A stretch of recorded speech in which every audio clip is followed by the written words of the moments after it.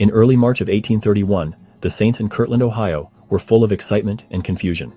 Parley P. Pratt, Oliver Cowdery, Ziba Peterson, and Peter Whitmer Jr. had moved on, continuing their mission to the Lamanites. But in their short time in Kirtland, they had baptized over 100 new converts. These converts were zealous and eager, but they were also largely inexperienced.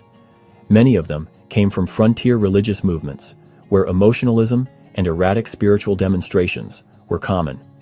They had no church handbooks, no organized teaching programs, and most of them didn't even have a copy of the Book of Mormon yet. Still, they believed. They gathered in small homes and barns. They prayed. They tried to organize meetings. But as they sought the Spirit, some struggled to know what was truly from God. Some shouted, others spoke in unknown tongues or claimed visions. There was a yearning to feel the Spirit, but no clear guide to help them discern. Seeing the growing confusion, the prophet Joseph Smith prayed.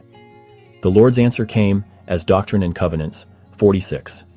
In verse 7, the Lord says, "That which is of God inviteth and enticeth, to do good continually. Wherefore everything which inviteth and enticeth to do good is inspired of God." This was a vital truth. Not every spiritual expression was from God. But the real Spirit, His Spirit, always leads to good.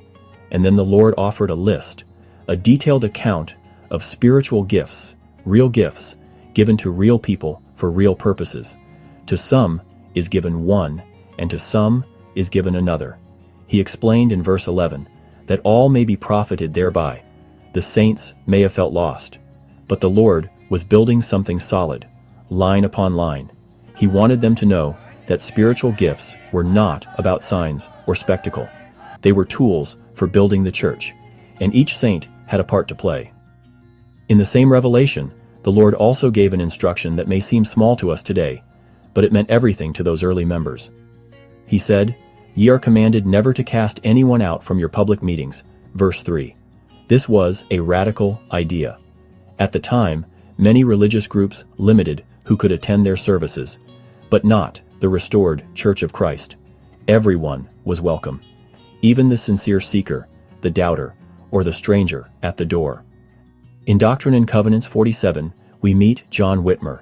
He didn't ask for a calling, but the Lord needed someone to begin keeping a history of the church, a record that would last.